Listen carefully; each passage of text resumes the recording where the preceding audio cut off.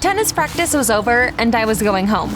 I was the best player in the club. Everyone called me the Golden Racket. My biggest rival, Annie, hated that. She envied me and always tried to mess with me. We were leaving the club when we ran into each other. Neither of us wanted to make way for the opponent, and we almost started fighting like wildcats again. Get out of my way! Let me through! I finally got outside, put on some headphones, and went home listening to Lady Gaga. But then, the world went dark like someone had turned off a light. I felt a sharp pain, and I don't know what came next. Hi, I'm Gloria. This is my story. Please press like and subscribe. I came to in a hospital. My head was throbbing, and my worried parents were sitting next to me. When they saw that I was awake, they immediately hugged me. What happened?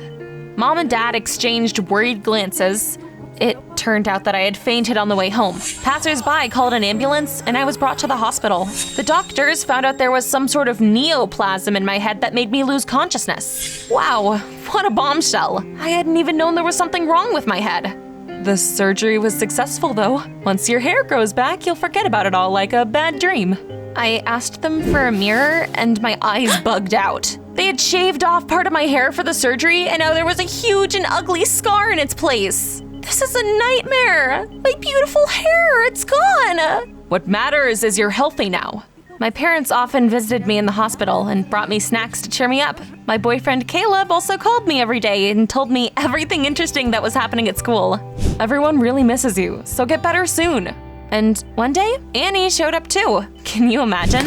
She said she felt really sorry for me and wished me well. Did you come here to gloat? Don't even dream about beating me at tennis. As soon as I get better, I'm going back to training. I chased away my rival and I told my parents about her visit. They got mad too and promised to make sure that Annie wouldn't be allowed to visit me anymore. Lying in the hospital bed was terribly boring. When I was finally discharged, I was all too happy to run away like I was the Flash. I came home and I was lost for words. While I was gone, my parents had made repairs and bought a lot of new appliances. I was surprised because we'd never been able to afford luxuries like these before. We've been saving money for a long time. A brand new computer was waiting for me in my room. Yay! I was so glad I could go back to school again, but my mood was ruined when I looked in the mirror. I was afraid that my classmates would look at me and burst out laughing. Caleb hadn't seen me since the surgery either. I sent him a selfie and I wrote that I was ashamed of my scar. But Caleb's reply made me smile. Nothing could ruin your beauty. What a sweetheart, right? In the morning, Caleb came to pick me up so we could go to school together. To my surprise, he pulled a wig out of his backpack and handed it to me. Ta-da! You said you were feeling insecure because of your scar, so I thought maybe you would want to cover it with a wig. Wait, that's brilliant! Why didn't I think of it? Thank you. I put on the wig and we went to school. Can you smell the vanilla and the chocolate? It always smelled like that near the local pastry shop. We were walking by it when a little boy ran out of it and bumped into us. The owner of the pastry shop ran out after him. Stop the thief! The boy clung to me, terrified, and burst out sobbing. Now I saw that he was wearing poor clothes and clutching a cake in his hands. It turned out that he had stolen it. I'm sorry, we barely ever get sweets at the orphanage, and your cakes look so delicious I couldn't resist. That poor kid, I felt so sorry for him. The bakery owner kept shouting that he would call the police and the thief would be punished. Ugh, he was so greedy, so I took my purse and I paid for the cake. He's just a kid, don't yell like that. Promise you're not gonna steal again. Thank you, good fairy. The boy ran away and we hurried to school. All my classmates already knew that I'd undergone surgery. They immediately surrounded me and started to ask me to show them my scar. I didn't really want to, but everyone was being nice about it, so I took the wig off. Wow, you look like a heroine from a computer game. Oh, did they like my scar? It seemed I'd been worried for nothing. Then Caleb grabbed my elbow and pulled me aside. Gloria, can't you see that they're mocking you? They call you brave to your face and then they laugh behind your back. Put the wig back on and don't embarrass yourself. My classmates seemed sincere to me, but maybe Caleb was right. After all, he cared about me and the students liked gossiping. So I put the wig back on and I decided I wouldn't take it off until my hair had grown back. Gloria, can I take a picture with you? Drop the act, I'm done. Leave me alone. I wanted to forget all about the surgery and just go back to living a normal life. But I was constantly reminded of it at school. My classmates were asking me dumb questions, and the teachers kept giving me grades that were way too high out of pity. I came back home majorly pissed off, and then I saw a guy leaving our house. He got into the car and drove away, and I asked my parents who that was. Mom and Dad looked nervous. He, got the wrong address. I didn't believe them, but I had no time to get to the bottom of it. After all, I was running late for practice. My parents saw me with a racket in my hands and frowned. Gloria, it's too early for you to go back to sports. You need to fully recover first. Ugh, why was everyone acting like I was fragile? I said I felt fine and I stormed out. I ran into Annie at the locker room of the sports club. My eyes almost popped out of my sockets. She was pulling clothes out of her new bag. It was Kylie Jenner's latest collection. That thing cost a fortune. Where did Annie get so much money? Her parents were just as poor as mine. When my rival saw me, she flinched like she'd saw a ghost. Gloria? I didn't expect to see you here. I'm glad you're feeling better. Save your fake smiles for somebody else. We're rivals, not friends. Something was clearly up with Annie. I was expecting her to snap back as usual, but she stayed silent. She kept squinting at me and nervously biting her lips. I decided that she was just upset that I'd finally returned. After all, she stood no chance at beating me. She would never be my match. I confidently walked out onto the court. It was time to show them how it was done. I quickly moved my hand and the world went dark. My head started spinning and I almost fell. Annie ran up to me, helped me to a bench, and brought me some water. I don't think you're ready to go back to training yet. Don't even think about it. I'm not giving up. Annie shrugged and walked away. It seemed I really hadn't fully recovered from the surgery yet, but I didn't want to admit it. Someone suddenly blocked the sun. I looked up and I saw my coach, who was fuming. Gloria, you shouldn't strain yourself. Go home and don't come back until you're fully recovered. Holy crud. Annie must have ratted me out. I told her everything I thought of her, picked up my racket, and went home. I was bubbling with anger. It felt like the whole world had turned against me. I wanted to see Caleb. He always knew how to cheer me up. But just as I pulled out my phone to call him, I heard his voice nearby. I carefully looked around the corner and I saw him with his friends. They were laughing loudly. One of Caleb's friends suddenly asked him where his girlfriend was. To be honest, I kinda wanna dump Gloria. I only dated her because she was beautiful, but now her ugly scar is giving me nightmares. What did he just say?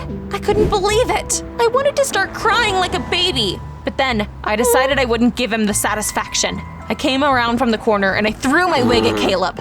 We're done. And then I proudly walked away. But then I heard heavy breathing and hurried footsteps behind me. I was sure it was Caleb. Imagine my surprise when I turned around and saw Annie. We need to talk. I can't keep quiet about this any longer. You deserve to know the truth. What are you talking about? And then she told me what she saw the night I fainted and what really happened to me. A car was speeding down the road and lost control and drove onto the sidewalk where you'd been walking. You probably didn't hear it because you were wearing headphones. Annie told me that she'd called an ambulance and then my parents. When they'd arrived, the driver gave them money so they wouldn't report him to the police. He also gave me money for my silence. I knew it was wrong and I didn't want to take it, but your parents convinced me that it would be better that way, so I used it to buy an expensive handbag. But I realized afterward that a clear conscience is more important to me. I listened to her story and then I burst out laughing. Nice try, but I trust my parents more than I trust you. Now get out of my way. I've had a bad day. But I couldn't stop thinking about Annie's words. It seemed fishy that my parents had suddenly saved up enough money for repairs. I decided to ask them for my records from the hospital to put my mind at ease. When I came up to their bedroom door, I heard something weird and stopped. I'm worried that Annie will sooner or later tell Gloria the truth, and then our daughter will find out she never had a tumor in her head, and where we actually got the money from. Don't worry, I took care of everything. I called Gloria's coach and asked him to ban her from practice. What? I kicked the door open like a cowboy from a western and I walked into the room. I can't believe you were bought so easily. How could you hide the truth from me? I didn't give them a chance to explain themselves and I ran out into the street. My feet carried me to Annie's house. I always thought you were just a mean and jealous girl, but you're the only one who's been actually honest with me. Thank you. Now tell me, Who was behind the wheel that day? What are you up to? Serving justice. With Annie's help, I found out that I'd ended up in the hospital because of a guy called Jim K, whose father owned a chain of restaurants all over the country. I saw Jim's picture on social media and I immediately recognized him. That was the guy I'd seen leaving our house. Annie and I found his address and immediately went over. But I already gave money to your parents. I demand that you go to the police and tell them what you did. Otherwise, I'll do it for you. I saw everything and I can testify as a witness. You'll be in a world of trouble. To my surprise, Jim looked down and said he actually hadn't been sleeping well since the incident because his conscience was tormenting him. I know I screwed up. I'm sorry I almost ruined your life, but I'm a good person. I even started helping people to atone. I sponsor nursing homes and orphanages. He started sobbing very convincingly, but Annie and I weren't buying it. Then, Jim promised to prove that he was telling the truth. So I decided to give him a chance. In the morning, the three of us met at an orphanage. Jim led Annie and me inside. The place looked depressing. Shabby walls, mold, and draft. This place needs repairs, so I'm working on it. In the meantime, I've been bringing these kids here sweets, toys, and clothes. We looked into the room and we saw children happily eating sweets and playing with new toys. I even recognized one of the boys there. He waved happily at me. "Hello, good fairy. Look at all these cakes." Tears stung my eyes. The kids looked so happy. If Jim went to jail, there would be no one to help them. So I decided I shouldn't be selfish and I forgave him. Everybody makes mistakes. He was trying to do good now and that's what mattered. Okay, I see that you're a good guy. Keep up the good work. Annie and I played with the kids for a bit more and left. Of course, my life had changed after the incident. I found out how shallow Caleb was, for one. I also had to stop playing tennis for a while, and I didn't know if I would ever be able to forgive my parents for lying. But I did get a new friend out of it. Annie turned out to be a good and honest girl. We often hung out together. But then one day, I was coming back from school when I saw that boy from the orphanage. He was hanging around the bakery and looking at the window with hungry eyes. I came up to him and asked him why he was wearing ragged clothes again. After all, Jim had said he would buy new clothes for the kids. "I don't know. After you and your friend left, they took everything they gave us away." Excuse me? How could that be? I called the orphanage and I talked to its director. It turns out that as soon as Annie and I left, Jim really did take everything he brought for the kids away. And of course, he wasn't planning to pay the repairs there, and he'd never helped any nursing homes. Jim lied to us, and I believed it and forgave him. That bastard. He wouldn't get away with it. I was so mad I looked like a little pink Hulk. I started frantically developing a plan. First, I'd go to the police, then on television, and finally make a bunch of posts on social media. I would do absolutely anything to make Jim K get the punishment he deserved.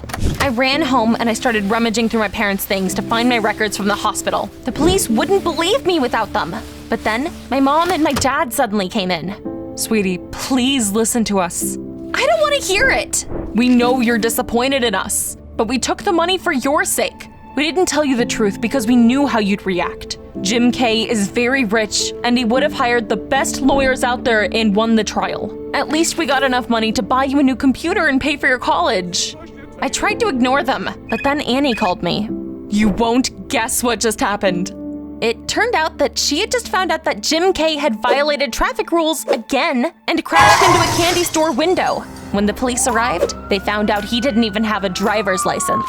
It caused an uproar in the press because he was the son of a powerful businessman. Jim's father decided not to help him so he wouldn't anger the public. Now, that spoiled liar would get everything he deserved. Wow, that was karma. I felt at peace, and I even forgave my parents. You did a bad thing. Promise me you will never deceive me again. And I want all the money that Jim gave you to be sent to the orphanage. They agreed, and we hugged. Annie donated Jim's dirty money to charity too. We're still friends. I decided it was time for a change, and I shaved off the hair over my scar. It would be my best feature and always remind me of what happened. I became popular at school because everyone thought I was really brave. Caleb wanted us to become an item again. But you know what? I know my value, but I'm not for sale. So I turned him down. What would you do in my place?